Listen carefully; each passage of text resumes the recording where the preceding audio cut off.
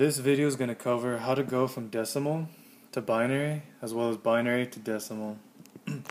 So first we're going to look at decimal. There's a few things that you need to keep in mind. One is that decimal is base 10, meaning that it consists of the digits 0, 1, 2, all the way up until 9. Now this is a number system that we are all familiar with and used to. So with that in mind, let's go on to the next concept that I'm going to show you. So let's say we're looking at the number 46, for example. We learned decimal growing up that each number has a placeholder. So for example, this place is the ones place, and this place is the tens place. Now, the importance of this is that we can look at each placeholder as a column. So, for example, this 6 would be its own column, and this 4 would be its own column. Now, in order to represent this 46, we can take each column and we can take whatever number is in the placeholder, and since we're in base 10, like let's say 6 for example, it'd be 6 and then the base that we're in, which is base 10, and then this, since this is our first column, we're going to start off with 10 to the 0. Might seem a little odd, but that's the 0 is the exponent you start with. And it'll make sense right now once we work this out. So let's say we work out 6 times 10 to the 0. You know that anything to the 0 power is equal to 1. So 6 times 1 is equal to 1. And let's say we go to the next column, which would be the column that has 4, which is the tens place. So this can be represented as 4 times 10 to the 1 power. And this equals 4 times 10 is 40. Oh, and I'm sorry, 6 times 10 to the 0 is 6, not 1. Okay, so in order to represent 46, we realize that in the tens place, 40 is being represented there, and in the ones place, 6 is being represented, which makes sense. So in order to get 46, what we want to do is we're going to add the sum of these two numbers. So 40 plus 6 is 46. So this is how you'd look at 46 base 10, and this idea of doing this, where you take the placeholders and multiplying by the base raised to some exponent, this is going to be important when looking at different bases. And for now, we're just looking at binary, which is base 2. So let's say, for example,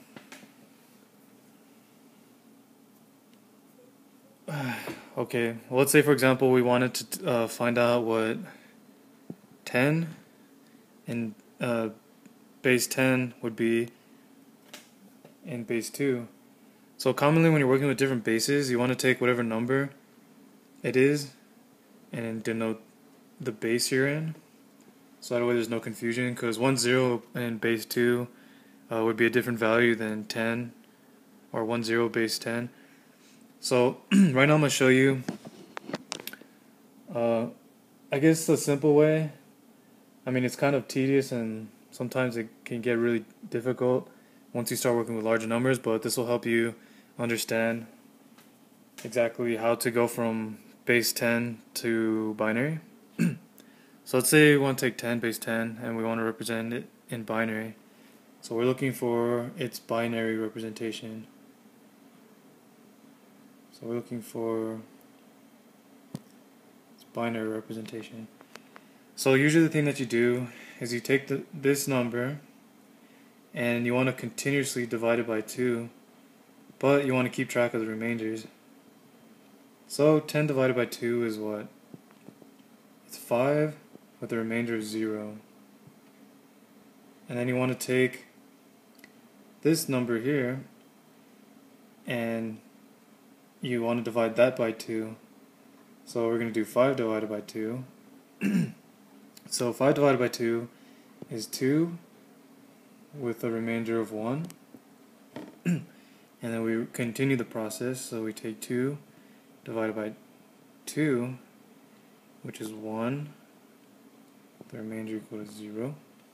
And then we continue this process again, so we do 1 divided by 2. And once you reach the point where 2 can't divide anymore into this number, then that's when you stop.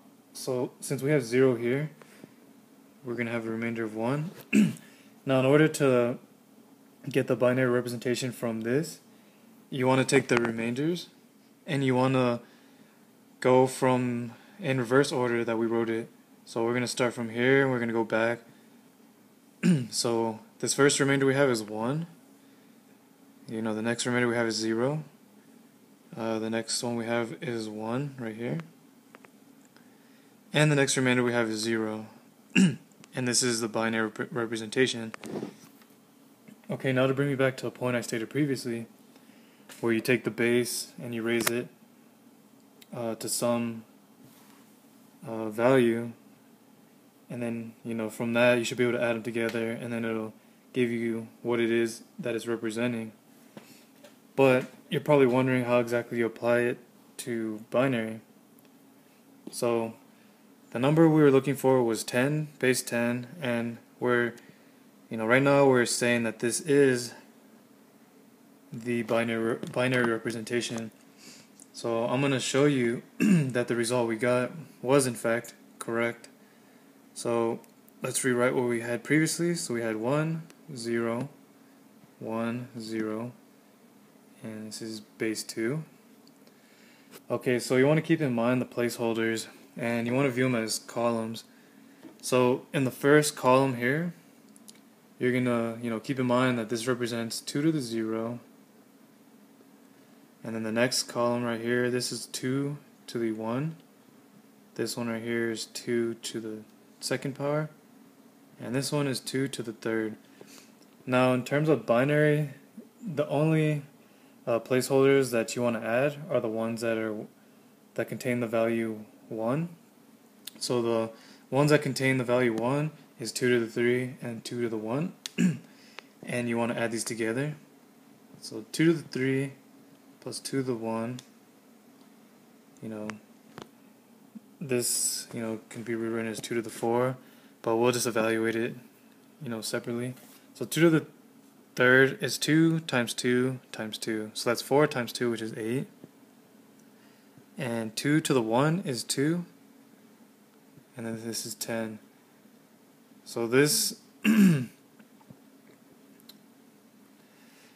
this representation here is in fact the binary representation for 10. Okay guys, well I guess that sums it up for this video for now. In the next video I'm going to show you how to take this a step further. I'll show you how to take, let's say for example, a number like 6.5 base 10, and then like how you represent this exactly in binary, because so far I haven't even covered exactly how we go about representing things after the decimal place. So we'll go over those placeholders, and I'll show you the steps you do, the process you do. It's all straightforward. It all builds off of these simple ideas and concepts. I encourage you to practice some of these things, because that's the only way it's going to feel natural to you. So here I'll give you a few things to practice. Find 12 base 10 and find its binary representation. And find, let's say, 15 base 10 and then get its binary representation. In the next video, I'll be sure to go over these solutions briefly before I explain anything else, or I'll go over these solutions at the end of the video. So be sure to try these things out. And if you get lost and let's say you're going from base 10 to base 2. If it becomes difficult, then, you know, take a step back, try to see what it is that you're doing, keep in mind the steps, and, you know, once you do get your binary result, you want to make sure you double check it to ensure that it is in fact this correct decimal representation. And also, just to just to give a heads up, the method I showed today here for taking a decimal number and getting its binary representation, there's another way to look at it, but for now I'm going to just leave it at this, so that way you can understand this first, and then I'll show you another way to look at it. It's a way that's a little less clustered and messy, because this way it can get really cluttered, and, you know, let's say you're trying to find the binary representation of a big decimal number, it kind of becomes useless in a way, or becomes like really time consuming to do this method, and you'll get lost real fast in what it is that you're doing. So I'll show you another way to look at it that's a little more intuitive, and it's a little faster, you know, assuming you familiarize yourself with, you know, your powers of 2, which I'll go over more in detail in the next video. But for now, guys, take care, and I hope this lesson was a little helpful to you. Thanks.